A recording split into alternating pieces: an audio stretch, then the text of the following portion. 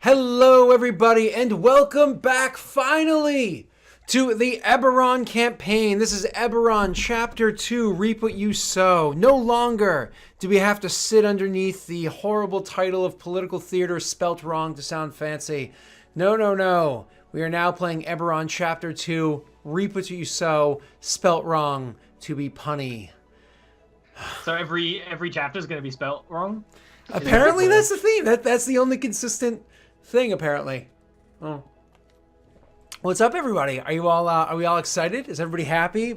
Chat, are you happy? PCs, are we happy to come back to this game? Oh yeah.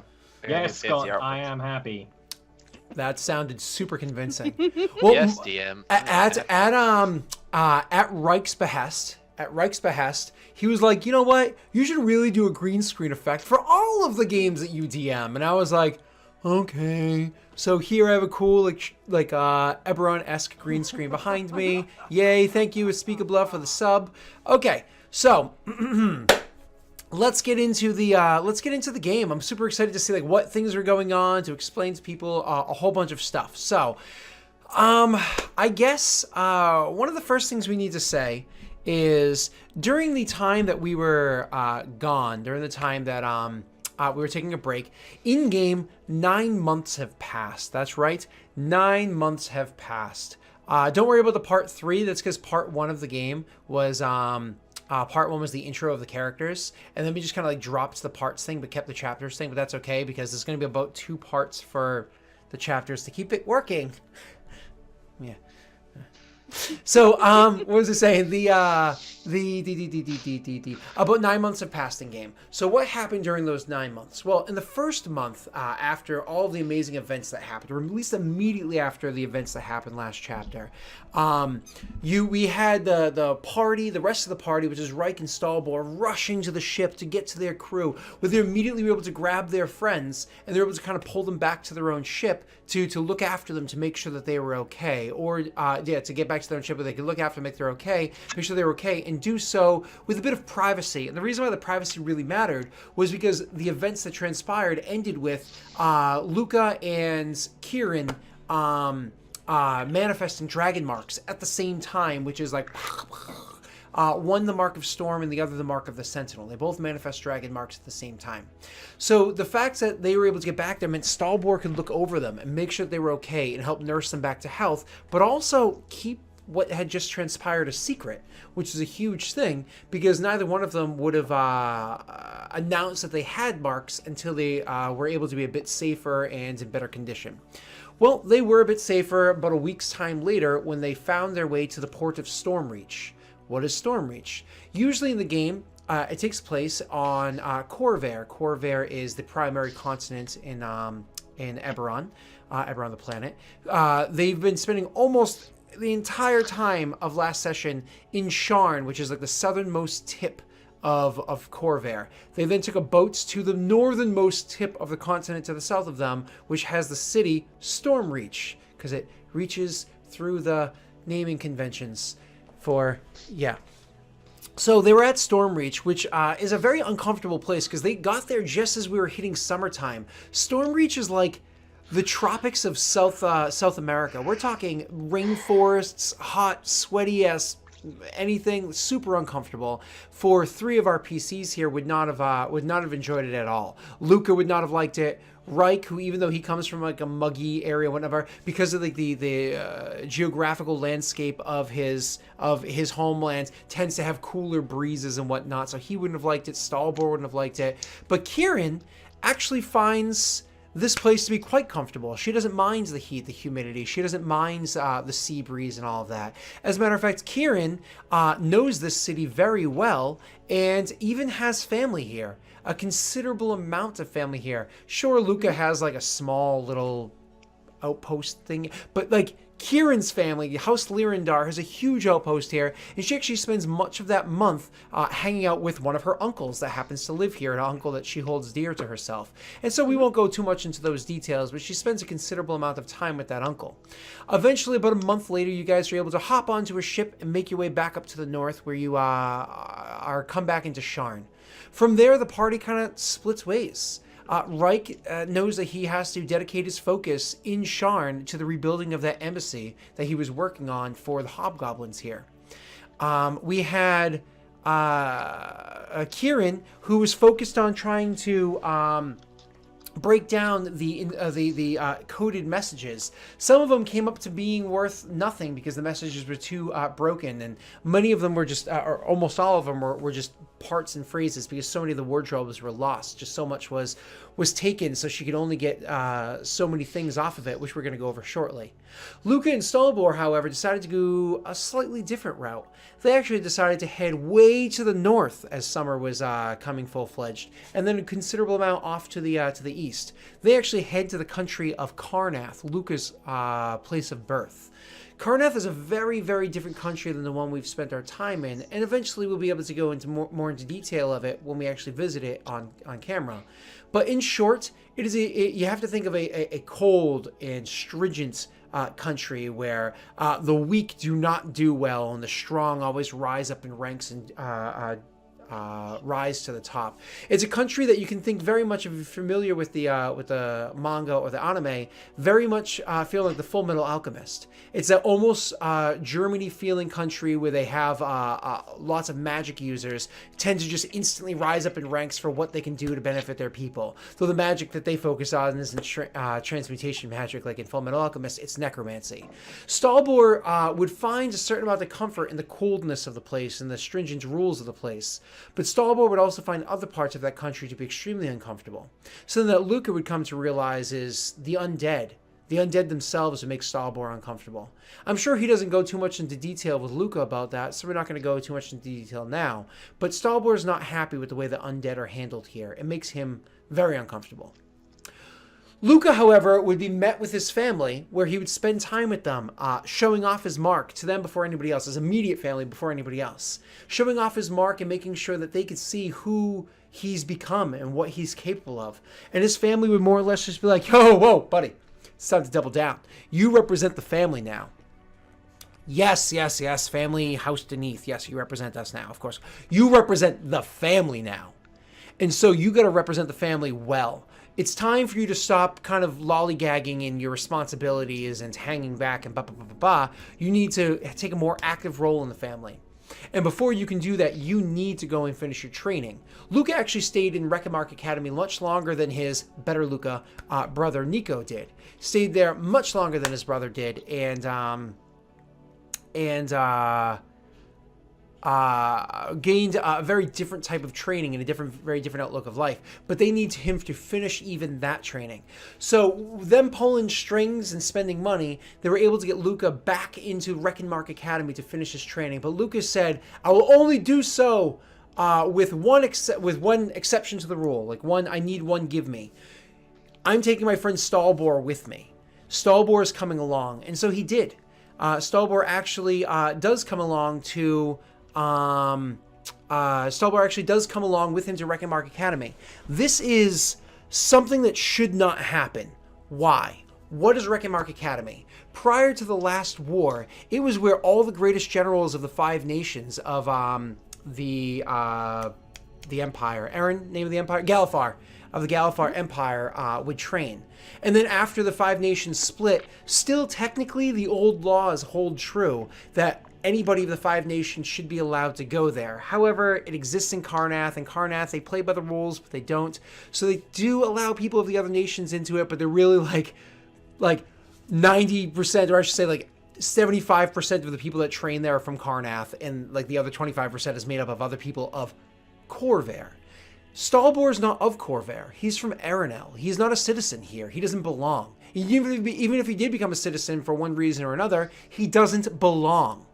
He's an outsider. And so he should not be allowed to train here, and so he didn't. He stayed as a guest of Luca's. But as a guest, he was able to wander the halls and search the libraries. And he got to do a lot of research and experience a lot of things while he was there. Also, he got to spend a lot of time with Luca. Luca focused a lot on the training that, of course, they forced him to do.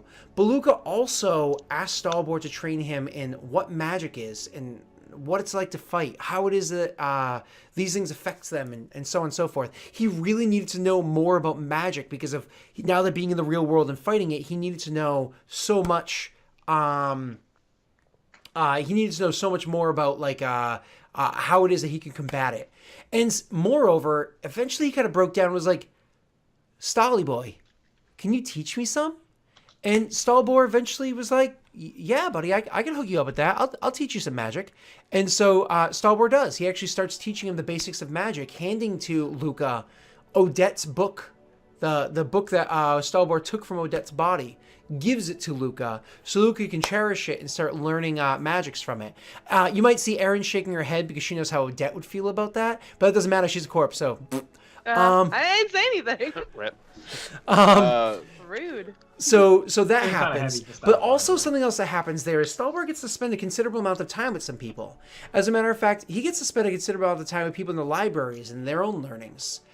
Probably the most noteworthy person that he spends time with there is a young man, a very young man, a boy by some people's definition, a young man by the name of Helix, or Hallux. Am I saying that right? I think it's Helix. Why am I hearing a weird noise? Is somebody's computer giving off weird feed? I I'm hearing a also weird heard noise. it. I hear it too. I don't know what it is. Oh, nobody knows? Okay, nobody knows what that was? That was weird. Must be Scott's fault. What? Huh.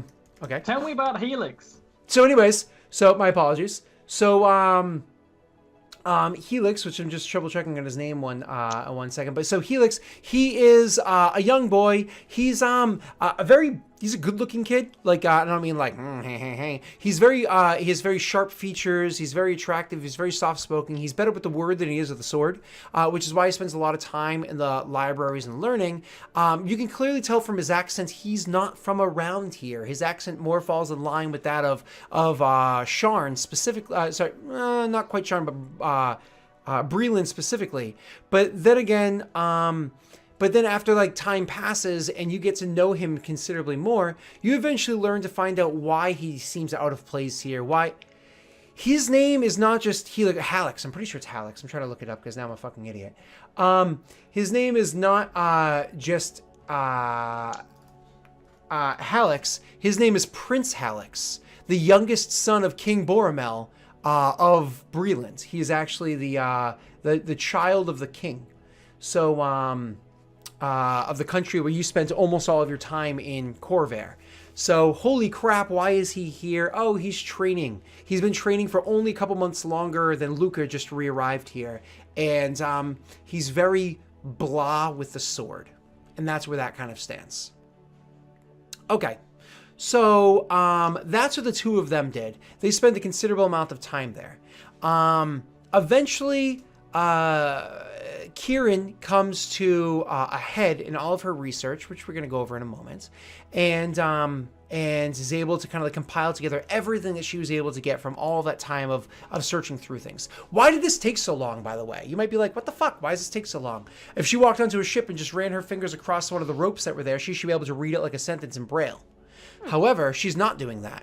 She has to get underneath like a magnifying glass or a microscope and find tiny little knots that exist inside the inner weavings of clothing and find out what they are by marking them down and then transcribing those over by remarking them again, like tying them into knots, the markings she finds, and then feeling those knots out. It's actually a very long and arduous process that probably had her swearing a considerable amount of times and leaves many scorch marks in the room where she spent all of her days.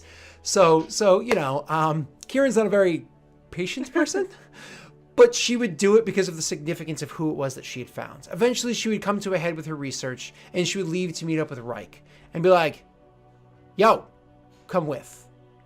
And so she would get Reich's attention and leave to head out of that way. How it is that she convinces him to leave, we're actually going to skip over that because we're going to go to a little RP moment with them.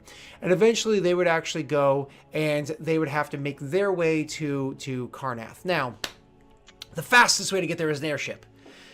She can call in a favor to get tickets on an airship, and that's going to be up to Erin if she chooses to do so.